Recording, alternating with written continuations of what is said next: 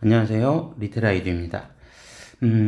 최근에 이제 유튜브에 동영상을 올리기 시작한 지 뭐 며칠 되진 않았고, 원래는 이제 유튜브 동영상에 각 대학별 입시 요강을 좀 올리고, 이 입시 요강을 저와 그리고 학생과 학부모님들께서 같이 살펴볼 수 있도록 그런 입시 요강을 좀 확인하는 내용 정도로 유튜브를 좀 활용할 계획이었는데, 중간중간에 이제 입시 요강뿐만 아니라 좀 교육적인 이슈나 또는 입시에 관련된 이슈들이 좀 등장을 하면 그 부분들에 관련된 내용들도 중간중간에 좀 다루면서 좀 가고자 합니다.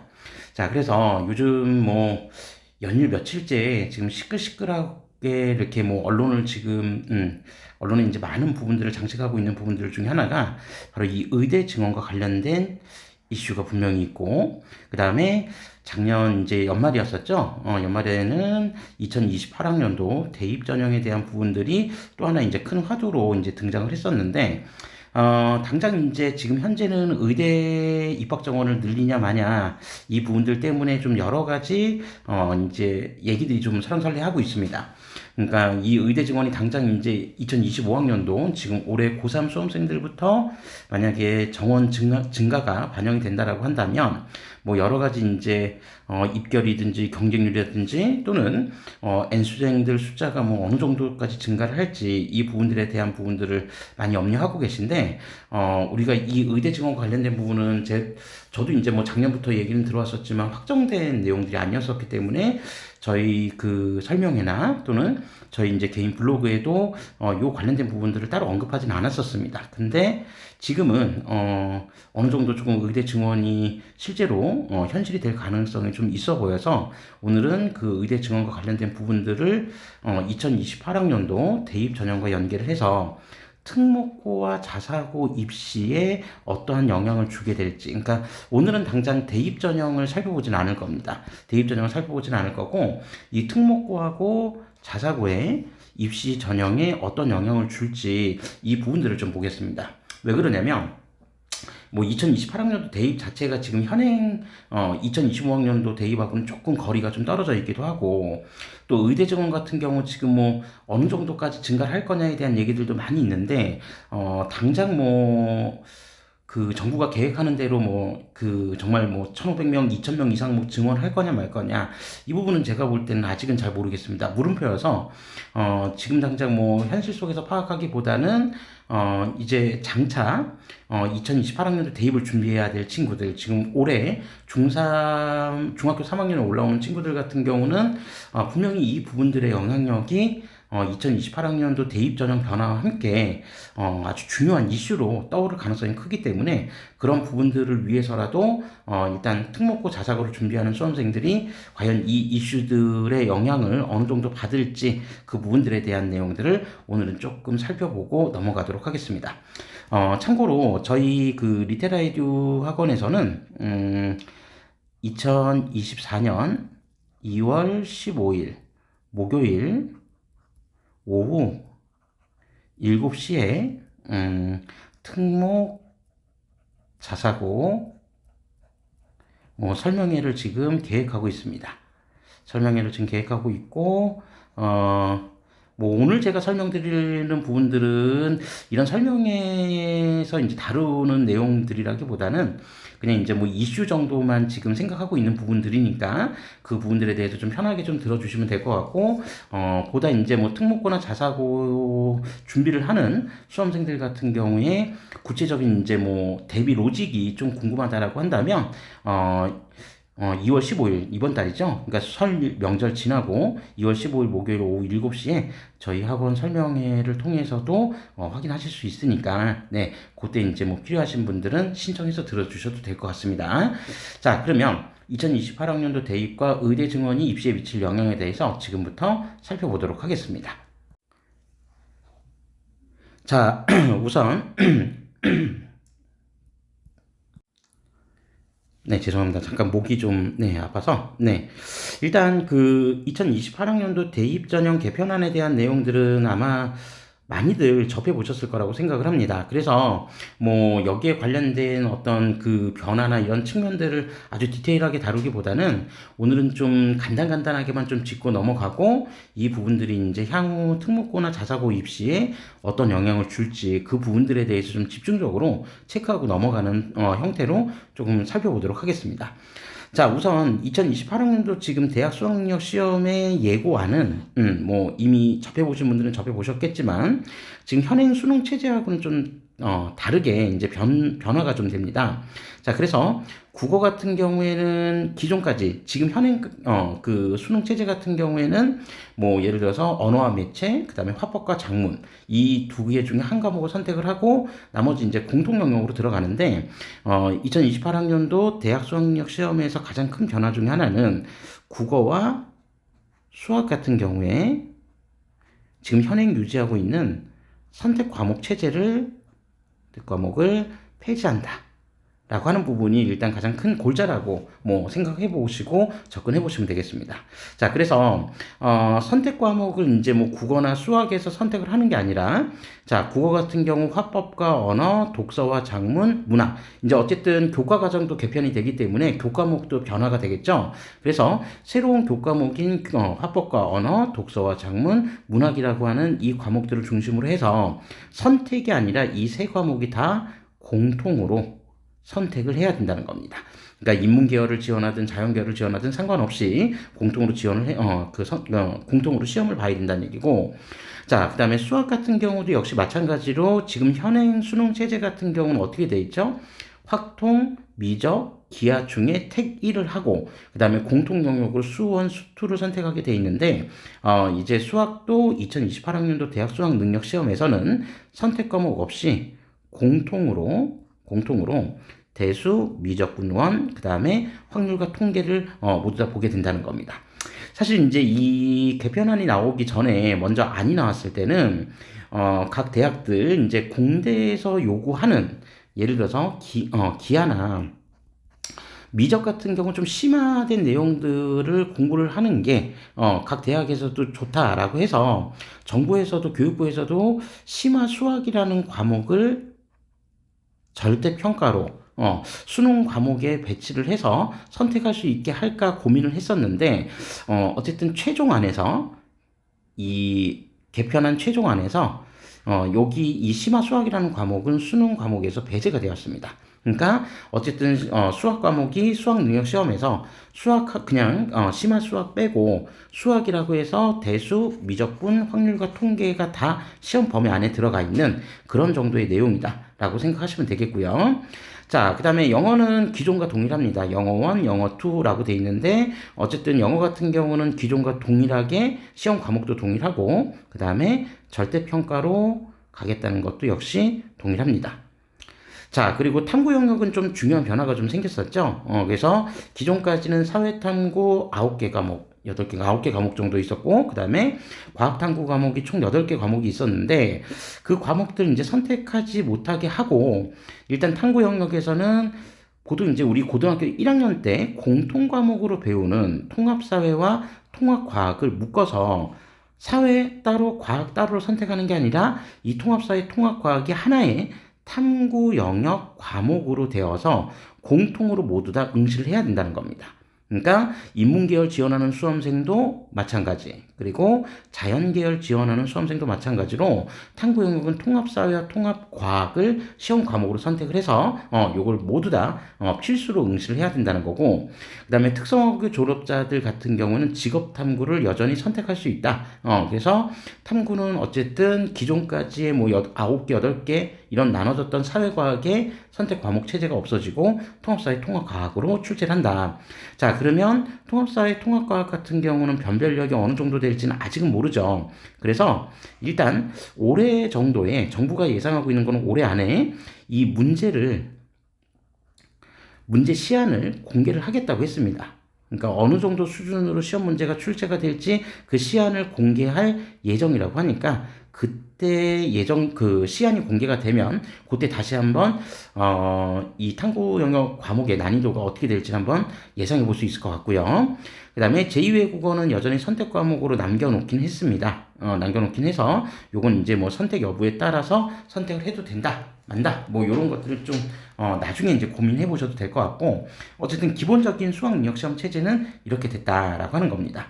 자, 그러면 지금까지 현행 수능 체제에서 가장 큰 문제가 됐던 게 바로 뭐였었냐면, 수학 과목에서 자연계열 같은 경우나 또는 의대같이 상위권 학과들 같은 경우는 반드시 미적과 기하 둘 중에 한 과목을 선택할 거를 원했었죠. 물론 이제 올해 2025학년도 대입에서는 이 부분마저도 이제 폐지하는 경향들이 좀 늘어났긴 했는데, 중요한 거는 수학, 미적이나 기하 둘 중에 하나 선택, 그 다음에 탐구 같은 경우는 지금까지 과탐을 지정을 해서 자연계열 같은 경우는 반드시 이 과목들을 응시했어야 됐고, 그러다 보니 의대를 지원하고자 하는 상위권 학생들이 보통 이제 이 미적이나 기하 쪽으로 많이 쏠리다 보니까 그 한편으로 확통을 주로 선택을 하게 되는 인문계 수험생들 같은 경우가 상대적으로 수학에서 등급을 확보하기가 대단히 어려웠었습니다. 그런 문제점들, 그러니까 선택 과목으로 인해서 나타날 수 있는 문제점들이 일정 정도 해소가 됐다는 건 분명히 장점이긴 한데, 그 외에 다른 과목들의 이제 변별력이나 난이도가 어떻게 나올지는 아직은 뭐 예상할 수가 없기 때문에 그 부분들은 추후에 나오는 어떤 시안이나 이런 부분들을 좀 보고 판단을 해야 될 것 같다. 요렇게 좀 생각하시면 될 것 같습니다. 자, 그 다음에, 다음으로 이제 그 내신평가제에 대한 부분들, 요 부분들에 대해서도 좀 한번 살펴보도록 하겠습니다. 그러니까 큰 골자만 지금 제가 좀 가지고 왔습니다. 이 개편안에서. 자, 그러면, 사실 이 내신평가제에 대한 부분들 때문에 이게 작년 말에, 하반기에 이 개편안이 나오면서, 그러면 일반고를 선택을 하는 게 유리한 거야? 아니면은 특목이나 자사고를 선택하는 게 유리한 거야? 라고 하는 부분들에 대해서 학생과 학부모님들이 상당히 이제 좀 고민을 많이 하셨던 것 같은데, 자, 우선 도대체 뭐가 어떻게 변했길래 이 부분의 영향력이 고등학교 선택에 있어서도 영향을 주었는지 그 부분들에 대해서 한번 살펴보면, 지금 현행 내신 평가제 같은 경우에는 대체적으로 그냥 이렇게 보시면 돼요. 그러니까 우리가 이제 흔히 얘기하는 고등학교 1학년 입학하면 뭐 본인의 진로가 아직 완벽하게 설정이 되진 않았기 때문에 고등학교 1학년 같은 경우는 공통 과목을 수강을 하게 됩니다. 그러니까 이건 선택 과목이 아니죠. 그래서 학교에서 지정한 공통 과목을 모두 다 전국에 있는 뭐 예를 들어서 고등학교 1학년이 다 동일하게 듣는다라고 생각하시면 돼요. 그래서 뭐 국어라든지 영어라든지 수학이라든지 그 다음에 통합 사회라든지 또는 통합 과학이라든지 또는 과학 탐구 실험이라든지 이런 과목들을 다 듣게 됩니다. 자, 그런데 고등학교 2학년, 고등학교 3학년 같은 경우에는 선택 과목 체제로 들어가게 되는 거죠. 선택 과목 체제로. 그래서 이 선택 과목 체제는 일반 선택 과목도 있고 진로 선택 과목도 있는데, 보통 일반 선택 과목 같은 경우는 지금 현행 체제에서는 내신 평가를 9등급제, 상대 평가를 해서 내신 9등급제로 운영을 하고 있었습니다. 이건 뭐 지금 현재 고등학교를 다니고 있는 친구들이면 다 알고 있겠죠. 그래서 9등급제를 유지를 하고, 진로 선택 과목 같은 경우에는 등급으로 표시를 하는 게 아니라 성취도와 성취 비율을 가지고 이제 평가를 했습니다. 그래서 우리 중학생들은 뭐 더 잘 알겠지만 A부터 시작해서 A, B, C 뭐 이런 식으로 이제 성적이 매겨지는 이런 형태들, 그리고 A에는 몇 명이 지금 A를 맡고 있는지 그 비율까지 이제 계산하는 부분으로 고등학교 진로 선택 과목도 이러한 형태로 유지를 했었다는 거죠. 자, 그런데 지금 이제 개편된 그 개편안을 한번 살펴보면, 기본적으로 내신 9등급제가 아니라 내신 5등급제로 시행하겠다고 했습니다. 원래는 원안 자체는 상대평가가 아니라 원안은 어떻게 바꾸겠다라고 했었냐면, 고교학점제에 맞춰서 전 과목을 절대평가하겠다. 원하는 고교학점제라고 하는 이 체제에 맞춰서 지금 절대평가하겠다라고 했었는데, 절대평가는 좀 무리가 있다. 그러니까 대학에서 아이들을, 이제 학생들을 평가하는데 좀 무리가 있다라고 해서 일단 내신 5등급제 상대평가를 그냥 아이고, 네. 네, 죄송합니다. 자, 그래서, 내신 상대평가를 유지하면서, 상대평가를 하되, 내신 9등급제가 이제 너무 이제 디테일하게 세분화되어 있다라고 해가지고, 내신 5등급제로 일단 바꾸겠다라고 해서, 정부가 일단 요 부분들 좀 수정을 한 겁니다. 자, 수정을 한 거고. 자, 그래서 일단 상대평가, 현행과 동일하게 상대평가는 유지하되 그 상대평가에 대한 부분을 9등급제가 아닌 9등급에서 5등급으로 바꿨다. 이렇게 좀 이해하시면 되겠습니다. 자, 그러면은 뭐 1등급 비율은 뭐 상위 10%까지, 2등급 비율은 24, 뭐 이렇게 해서 쭉쭉쭉쭉쭉 비율이 이제 좀 나눠져 있는데, 어쨌든 중요한 거는 기존의 9등급제가 5등급제로 완화가 된다고 했을 때 실제로 뭐 예를 들어서 기존까지 1등급하고 그 다음에 2등급 정도를 맞았던 친구들은 이제 5등급제에서는 거의 1등급으로 포함될 확률이 높아졌다는 얘기죠.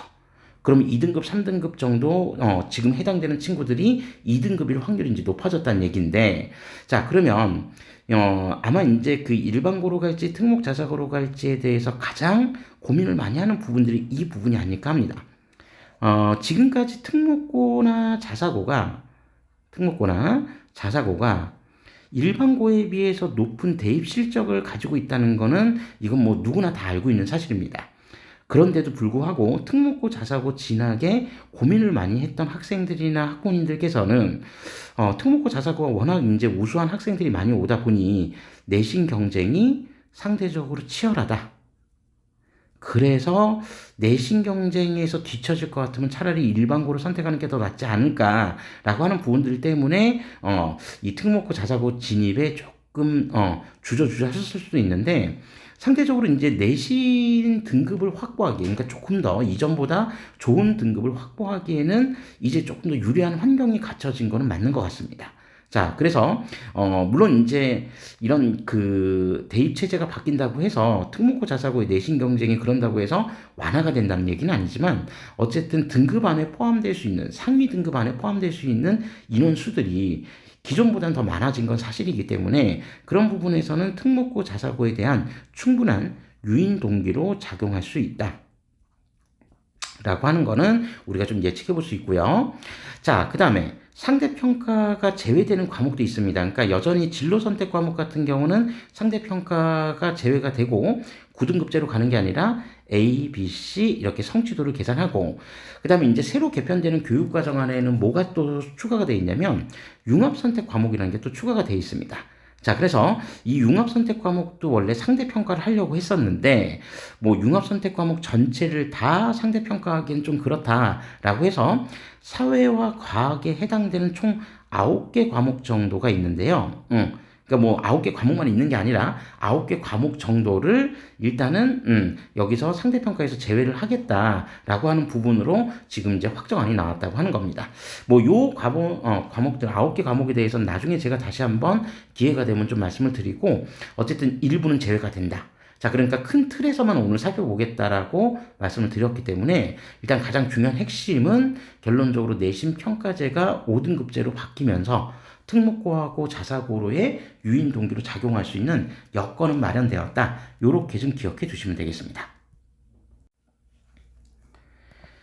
자, 다음으로 요즘 정말 언론의 많은 부분들을 다루고 장식하고 있는 정말 핫한 이슈 중에 하나죠. 의대 정원을 증원하냐 마냐에 대한 부분. 그래서 이제 뭐 정부가 이제 추산했던 거는 뭐 10년 뒤에 뭐 의사 수가 뭐 15,000명이 뭐 부족하다, 뭐 이런 이제 내용들을 언급을 하면서 앞으로 10년간 그러면 15,000명이라고 하는 이 부족한 의사 수를 이제 확보하기 위해서 그러면 연간 1,500명씩 정도 증원을 해야 되는 거 아니냐라고 하는 얘기들이 나왔다는 얘기입니다. 모르겠습니다. 저는 지금도 아직까지는 잘 모르겠지만 이게 이렇게 쉽게 결정될 일은 아닌 것 같아서 저도 지금 뭐 섣불리 이 부분들에 대해서 뭐 저한테 이제 문의해 주시는 학부모님들도 굉장히 많은데 여전히 저는 물음표라고 말씀을 드리고 있습니다. 그러니까 뭐 최종 안이 나올 때까지는 조금 기다려 봐야 될 것 같고 뭐 증언이 될 가능성이 높아진 거는 맞는 것 같긴 한데 어느 정도까지 증언이 될지는 솔직히 저도 잘 모르겠습니다. 그래서 지금 뭐 대략 의대 정원이 한 3,058명 정도라고 하는데, 현행, 3,058명 정도라고 하는데, 뭐 매년 한 1,500명씩 정도 증가를 시킨다라고 하면, 거의 지금 한 50%씩을 지금 거의 매년 증가시켰다는 얘기인데, 지금 현행 기준으로 따지면, 네, 적지 않은 모집 인원 증가라 향후 정말 대입 전형에 어마어마한 파급 효과를 미치게 될 거라고 생각을 합니다. 이 의대 정원이 확정이 되면 제가 대입 전형 관련해서 별도의 좀 설명을 좀 드리긴 하겠지만 지금 당장은 뭐 우리가 대입 전형을 살펴볼 얘기는 아니고 이러한 어떤 의대 정원 이슈가 특목고나 자사고 입시에 어떤 영향을 줄지만을 지금 좀 생각을 해보려고 하기 때문에 그 부분은 좀 논외로 하고 시작을 하겠습니다. 자, 그러면 어쨌든 이 의대 증원이 만약입니다. 정말 현실이 된다라고 한다면 특히나 의대 진학률이 대단히 높은 전국 단위 자사고들,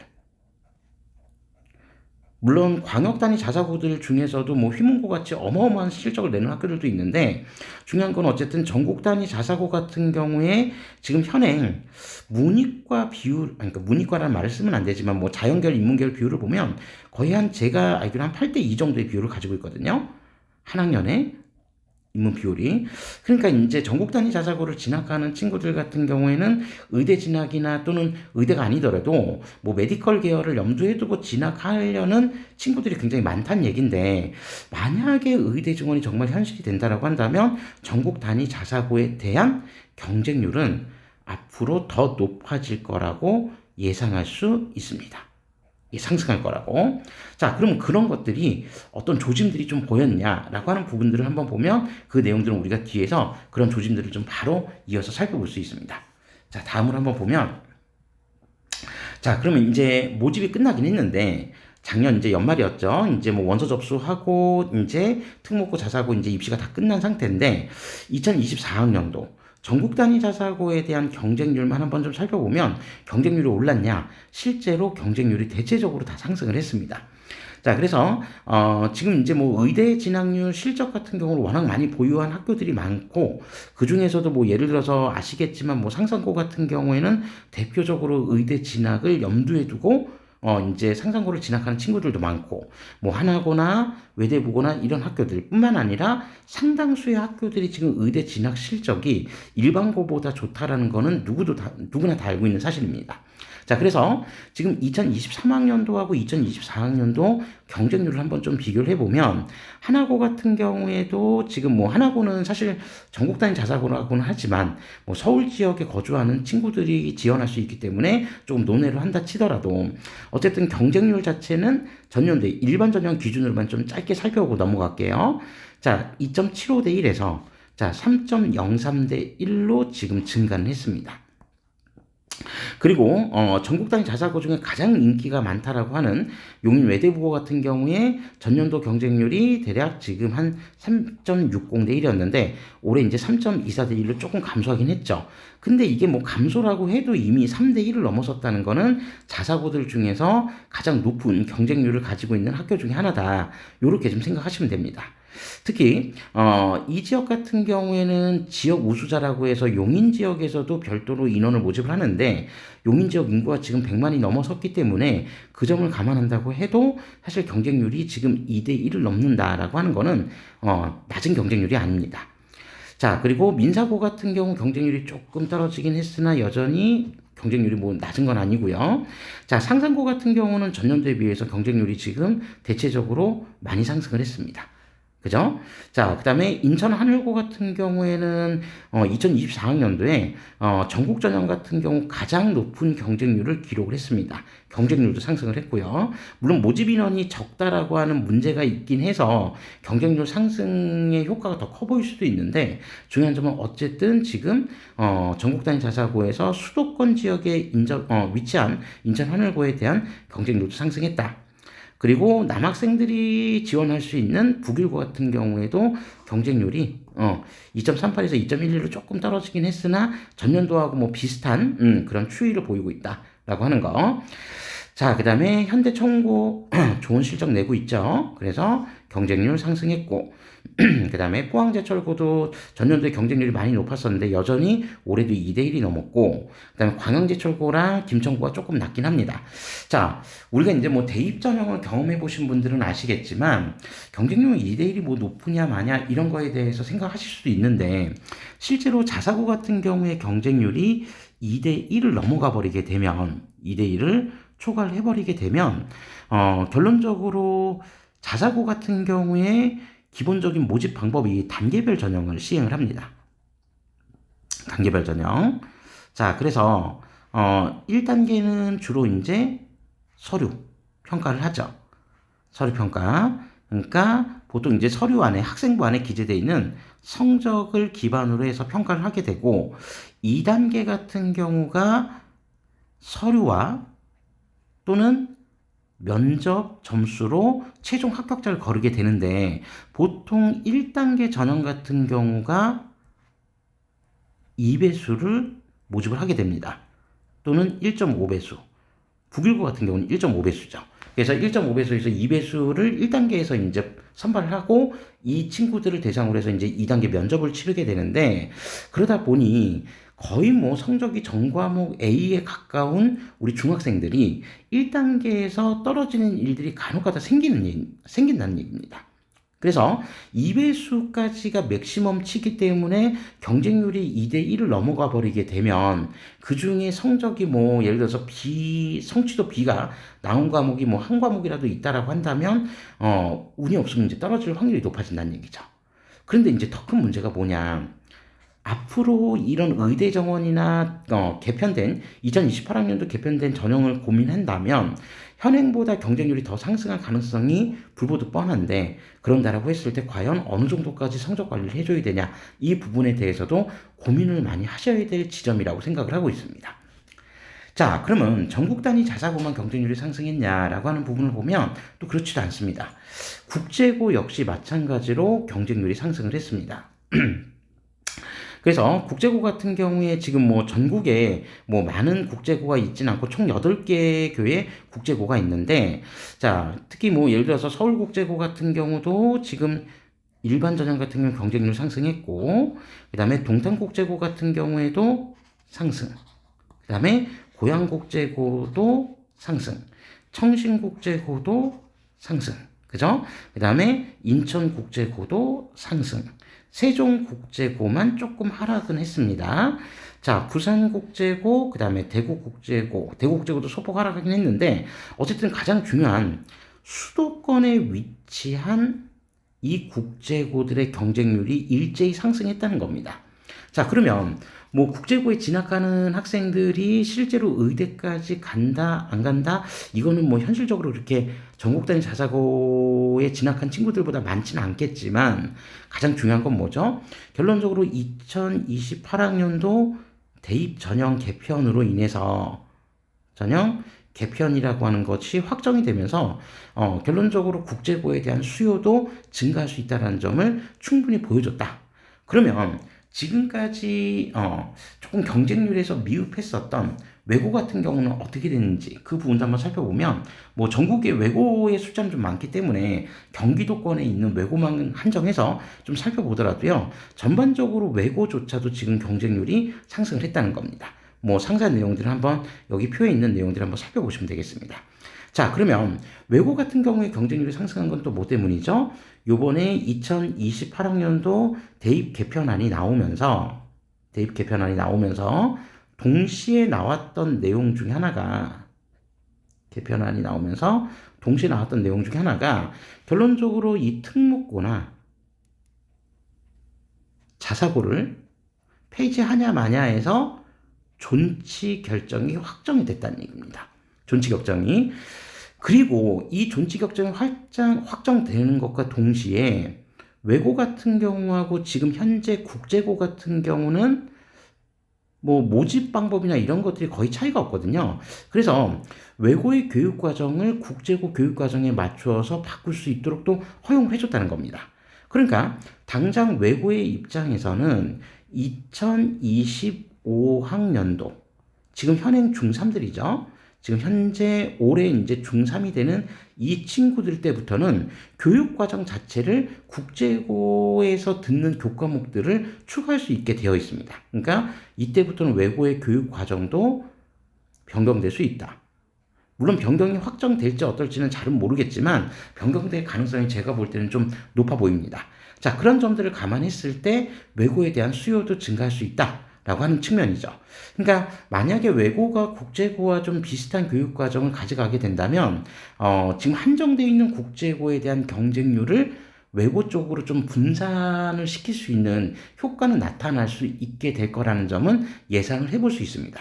그러니까 작년까지는 국제고를 꼭 진학하고 싶어 하는 친구들은 어쩔 수 없이 국제고를 선택했는데 지금 올해 중3들 같은 경우에는 이제 내년 입시를 위해서 국제고 대신에 외고를 하나의 선택지로 놓고 고민해 보셔도 뭐 괜찮지 않을까 싶은 생각을 가지고 있습니다. 뭐 물론 이거는 확정된 그 안이 나오면 그때 다시 이제 고민해 보셔도 될 문제고요.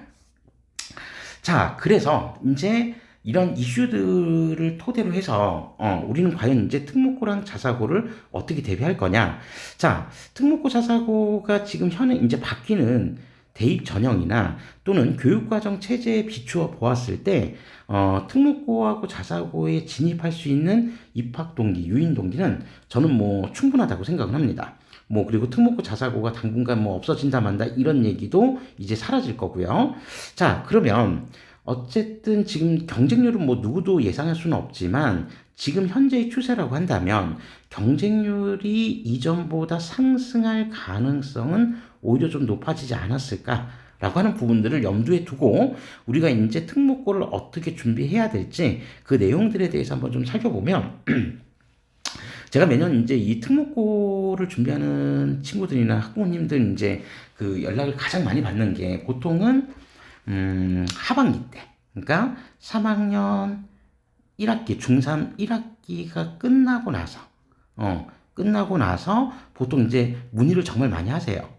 그러니까 뭐 성적 때문에 지금 갈지 말지 어떨지도 잘 모르는 상태에서 3학년 1학기가 끝나게 되면 대략 이제 윤곽이 나오니까 갈 수 있다 없다에 대한 윤곽이 나오니까 3학년 2학기 성적을 잘 마무리 짓는다는 가정하에 이제 본격적으로 준비하시려고 하는 학부모님들이 많이 계십니다. 물론 3학년 1학기가 끝났을 때 주로 이제 문의하는 경우는 전국 단위 자사고, 그리고 국제고, 외고 이런 정도겠죠. 특목고에는 이것만 있었던 게 아니라 사실 과학고나 전기학교인 영재학교도 있는데 제가 여기 지금 설명드리는 것 중에 과학고랑 영재학교를 좀 뺀 이유는 뭐냐면 과학고랑 영재학교 같은 경우는 제가 지금까지 준비하는 친구들을 보면 좀 조기에 이른 시기에 준비하는 친구들이 좀 많았었습니다. 근데 유독 자사고나 국제고나 외고 같은 경우는 3학년 1학기가 끝나고 나서도 준비할 수 있다라는 생각으로 이때 준비하시는 분들이 있는데 저는 좀 그렇게 준비하기보다는 좀 미리 본인이 우리 아이가 또는 학생이 정말 이제 특목이나 자사고에 대한 생각이 있다라고 한다면 미리 좀 그런 부분들에 대해서 사전에 좀 준비를 해놓는 게 어떨까. 그러니까 공부하는 것도 정말 중요하지만 남들 못지않게 준비나 대비를 많이 하는 것도 정말 중요합니다. 자, 그러면 특목고나 자사고 여러 학교가 있는데 어떤 학교를 선택할지에 대한 부분에서 고민이 되신다면 우선 제가 먼저 이제 드리고 싶은 얘기 중에 하나, 성적에 맞는 자꾸 학교를 선택하기보다는 학생이 정말 가고 싶은 학교를 선택해서 대비시켜 주시는 게 가장 좋습니다. 제가 이 특목고나 자사고 준비하는 많은 학생들을 만나다 보면, 저도 뭐 어쩔 수 없이 아이들한테 늦게 이제 온 친구들 같은 경우는 성적에 따라서 학교가 바뀔 수도 있다라는 거에 대해서 얘기는 하지만 사실 이제 그런 것보다 더 중요한 거는 자기가 어떤 학교를 딱 정해놓고 이 학교를 꼭 가고 싶다라고 하는 그런 열망이나 의지가 굉장히 강한 친구들. 이런 친구들은 실제로 결과도 굉장히 좋게 나오는 경우를 정말 많이 봤습니다. 그래서 성적에 맞는 학교를 선택하는 것도 필요한 일이긴 하지만 정말 우리 아이가 어느 학교를 가고 싶은지를 미리 결정을 해서 그 학교에 대해서 충분한 정보를 탐색해 보는 것이 우선이 아닐까 저는 그렇게 생각을 합니다. 자, 그래서 그런 가고 싶은 학교가 선정이 되면 그 학교에 대한 정보를 다양하게 한번 탐색을 해보는 겁니다. 그래서 비슷한 학교라 해도 교육과정과 교육 이념은 다를 수 있고 또 내가 가고자 하는 학교에 대한 정보를 미리 탐색하고 원하는 교육과정과 이념에 부합한다면 과연 그 학교는 어떠한 입시 요강을 통해서 학생들을 선발하는지 거기에 대해서 상세히 살펴보고 대비할 필요가 있다는 거죠. 그래서 같은 외고라고 해도 같은 국제고라고 해도 또는 같은 전국 단위 자사라고 해도 각각이 추구하는 교육과정, 교육 이념은 조금씩은 다릅니다. 자, 그래서 그런 부분들이 나하고 또 얼마나 잘 맞는지를 찾아보는 것도 정말 중요한 일입니다. 자, 그래서 가고 싶은 학교를 먼저 정해놓고 그 학교에 대한 정보를 탐색한 이후에 자, 내가 정말 이 학교를 가고 싶다라고 하면 그때부터 본격적인 관리를 해주면 됩니다. 뭐를? 1차적으로는 성적 관리입니다. 당연히. 자, 그래서 앞서 제가 잠깐 말씀드렸지만 이 특목고와 자사고 같은 경우는 거의 대부분의 학교가 다 단계별 전형을 실시하기 때문에 보통 1.5에서 2배수를 모집하는 1단계에서 불합격자가 발생할 수 있습니다. 그죠? 어떤 경우에 경쟁률이 요거를 초과하는 경우에 그때는 실제로 불합격자가 발생할 수도 있습니다. 그래서 향후에 어떤 2028학년도 입학 전형의 변화 그리고 의대 정원의 증원 이런 어떤 주요한 굵직굵직한 이슈들을 감안했을 때 향후 경쟁률 상승이 예상된다라고 한다면 그랬을 때 1단계 합격을 최소한 1단계에서라도 합격하고 2단계에서 면접을 한번 뒤져보고 싶다라고 한다면 성적 관리는 반드시 필요하다라고 하는 점 꼭 좀 기억해 두실 필요가 있습니다. 그리고 각 학교마다 성적을 산출하는 방식은 또 다르기 때문에 그래서 입학 요강을 제대로 살펴보는 게 대단히 중요하다라고 하는 것들을 꼭 좀 기억해 두시고요. 자, 더불어서 성적 관리와 더불어서 이제 생기부 관리도 반드시 해 주셔야 됩니다. 자, 그래서 특목과 자사고 입시는 제가 볼 때 대입 전형이 정말 완벽한 축소판입니다. 특히 대입 전형에서도 수시 학생부 종합전형과 거의 모집 방법이 비슷하거든요. 종합전형과.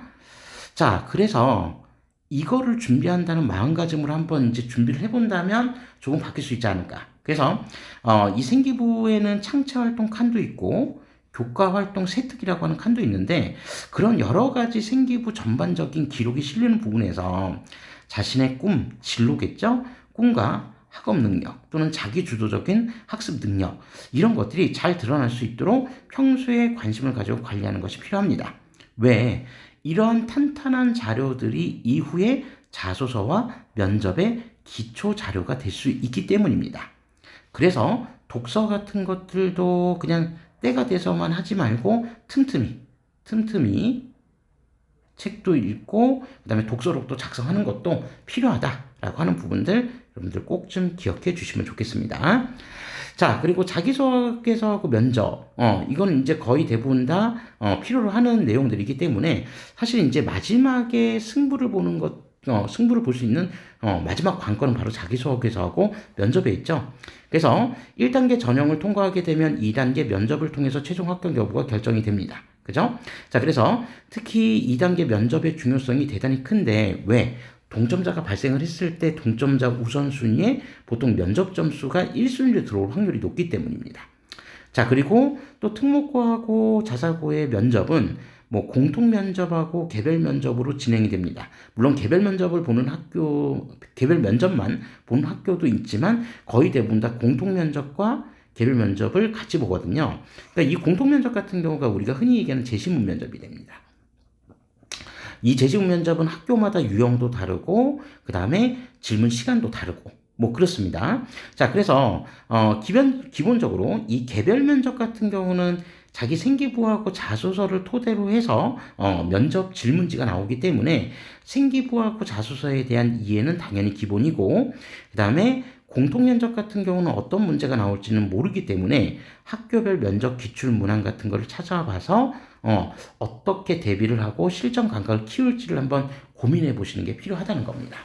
자, 그래서 최종적으로 이런 어떤 경쟁률 상승이라고 하는 것들이 예상된다라고 했을 때는 골고루 성적도 알뜰하게 관리해야 되고 생기부도 알뜰하게 관리하고 그 다음에 자기소개서나 면접도 철저하게 준비하는 이런 부분들이 좀 필요하다라고 하는 거를 조금 강조해 드리고 싶습니다.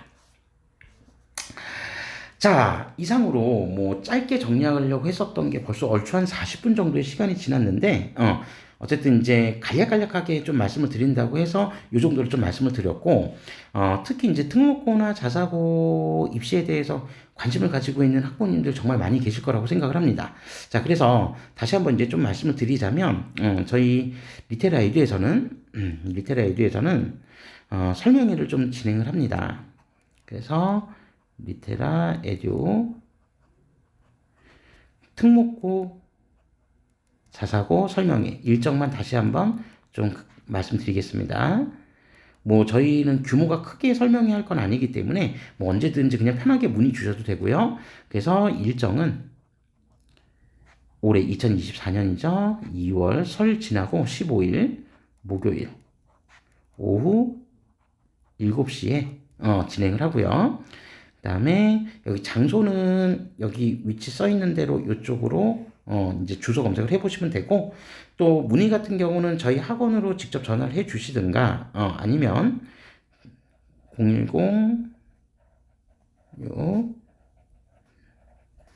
문자 신청을 해 주셔도 됩니다. 자, 문자를 받을 수 있는 이제 전화번호니까 문자 신청 같은 경우를 해 주셔도 됩니다. 그래서 여기 설명회에서는 이거보다는 훨씬 더 디테일한 내용들에 대해서 좀 설명을 드릴 겁니다. 그래서 학교별 유형, 학교별 어떤 유형 그리고 자사고를 준비할 수 있는 대비 방법, 네, 이런 것들도 좀 말씀드리고 또 필요한 경우에는 기출 문제들, 면접에서 나왔던 기출 문제 유형들에 대해서도 기본적인 내용들은 좀 제시를 해드립니다. 자, 그래서 뭐 부담 없이 그냥 오셔서 그냥 간담회처럼 듣고 가셔도 뭐 상관없는 부분들이니까 관심 있으신 분들은 뭐 한번 신청을 해서 문자로 신청을 해서 저희하고 이제 함께 필요한 정보들을 좀 나눠 가지고 가실 수 있는 그런 자리가 될 수 있기를 기대를 합니다. 짧은 시간 동안 하려고 했는데 짧지 않은 시간이 되어서 뭐 좀 지루하셨을 수도 있는데 어쨌든 보다 다른 좀 더 이제 관심사가 좀 다른 부분들이 좀 있다라고 한다면 더 구체적인 내용들은 직접 문의를 해주셔도 괜찮습니다. 자, 지금까지 이 이슈 교육 이슈와 관련해서 즉 이제 2028학년도 이슈와 그 다음에 그 의대 증원과 관련해서 특목고 그 다음에 자사고 입시에 어떤 영향을 줄지에 대한 기본적인 설명을 좀 마무리 짓도록 하겠습니다. 감사합니다.